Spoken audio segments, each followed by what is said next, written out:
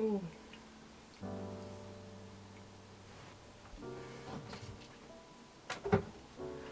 Oh, do I get glasses or no glasses? Do I look more intelligent like this? So right now it's around December of obviously 2020, and I'm currently living in Kyoto, Japan. The reason I'm here is I'm on a one-year exchange to Kyoto University for this year. And obviously like the corona pandemic is kind of like super basically just shitting on us all. So I thought I'd kind of like to take you through what my experience has been like. Or, I mean, I'm still here for 2 months. I thought I would take this time to like share with you guys how everything has kind of been with this shithole. So I came to Kyoto University back in April. I actually came to Japan in March, but yeah, I've officially come to Kyoto for exchange in April this year. Obviously because of corona, there were like a lot of problems and issues with like coming over here, but for reasons that I cannot disclose, I was able to come for this exchange. Partly also because I left right before everyone started to like close their borders and stuff. So with corona and all, generally the number of students that come on exchange, at least to Kyoto University, I've heard was over 100 people per semester. And as you can imagine, I think including myself, there was only 18 people. I believe it's undergrad people who were able to come on exchange, and that's not including those that stayed from the previous semester. So I don't know really how many there are all together, but there were 18 of us that came along with me, which is, yeah, surreal, because that's 18 people from across the world. But again, it's crazy that people were also able to come in at all, really. So by this time of my exchange, there is only a total of 2 of us currently on exchange at Kyoto University.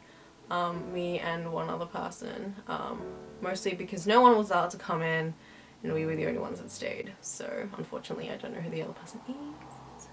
I never met them. They sent me an email and I replied back, but then I got no reply. So yeah, so there's currently 2 of us here. All the people that I was able to meet, they generally left around September, and the last one I knew recently left, so I thought, you know, now that I have like an insane amount of free time, considering I have no friends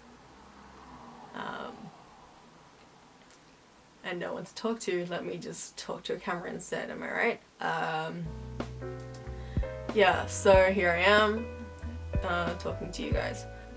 So let me just roughly talk to you about, I guess, like what everything's been like. Because obviously in the first semester, everyone was kind of, well, not everyone, but there were a lot more people here. And within the dorms as well, obviously people already knew each other from the previous semester, so it was much easier to kind of get to know everyone and meet everyone. And actually it was quite intimidating when you know that these people already kind of know each other, and like you can hear them like hanging out outside the dorm rooms, and you're like, oh, do I go outside? Do I say hi? I think it took me like the first night, or like one of the first nights that I heard them outside, I was like, nah, I'm not gonna do it, it's fine. When the time comes, the time comes. And then the next night I heard them again, and I was like, you know, I'm just gonna go out and do it. And then I think about 30 to 1 hour later, I actually like finally managed to like get the courage to go say hi. And then, yeah, went out. And then obviously it was, thank God I did that, or else no friends. No, but they were like crazy good people. And through them, obviously I could meet other people from the other dorms, because they already knew each other from the previous semester. So that was probably the biggest way of making friends, especially because literally all the classes were online. As we all bloody know. Thank you, Zoom, for providing your services. So yeah, everything was online. You can't really make friends. Like, I kind of like went for the, well, these people I'm never gonna meet. I'm just gonna like slide into their DMs. Zoom DMs.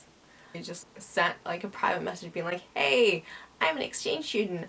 I want to make friends because, or else I'm gonna be alone over here. And one girl actually replied to me out of the, I don't even know how many I sent. And eventually she kind of introduced me to everyone else, which was nice. So good move, me. Don't be afraid to slide into people's Zoom DMs. The classes that I was taking with people that were not Japanese. They were like, well, some of them were, but it was a international kind of course that I was taking. So that was probably a big help because the Japanese people are a bit more timid, I guess. Yeah, we went on a lot of trips together, like, although at first the kind of corona pandemic was big, a lot of things were like in lockdown. Kyoto was in lockdown as well. You couldn't go on campus, you couldn't really go out much. It wasn't recommended, at least. But I mean, everything was closed anyways. In saying that, everything was quite loose. I've heard in different countries it was very, like, you get like fined and attacked. But yeah, here it was very loose. If you went out, it wasn't too much of a problem, but obviously it was not advised. But eventually things kind of started loosening up. Things started reopening, and we managed to plan a lot of trips. So we did a few trips to Okinawa back in summer in July, and we did a trip around Kyushu, which was amazing. We did road trips. I will probably do like another separate thing to like talk about all my kind of experiences traveling and like where you should go and all that. But it was a lot of road trips that we did, which makes it super fun. A lot of us had licenses, so that was that.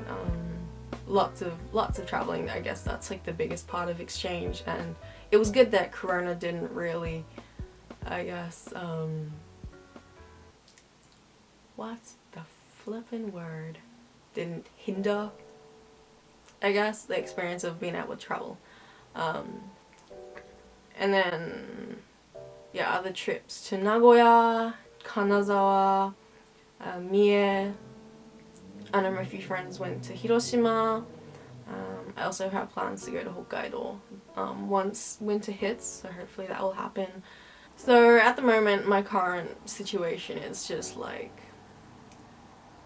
there's not real many exchange friends that I have, but a lot of my friends I've made from my classes that I usually hang out with. There's a student cafe that I went to that I got introduced to, which is amazing. Again, we'll talk about it in more detail later, but that was a good way to kind of meet people. Yes, it is quite lonely now, knowing that everyone's kind of gone, and especially because all these people that you meet are from across the world. It's like, what are the chances you're gonna meet them again? It's crazy to think. Yeah, you say goodbye. It's like, how many of these people am I actually gonna see ever again? And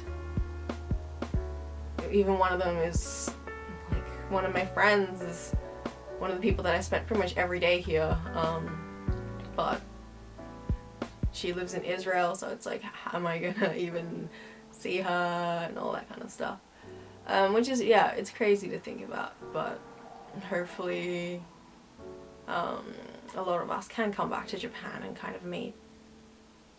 I don't really know what else to say. It's kind of hard, I guess. I just wanted to quickly kind of wrap up what it was like being on exchange, or what it is like on exchange. I'm still here. You're still here, Nanako.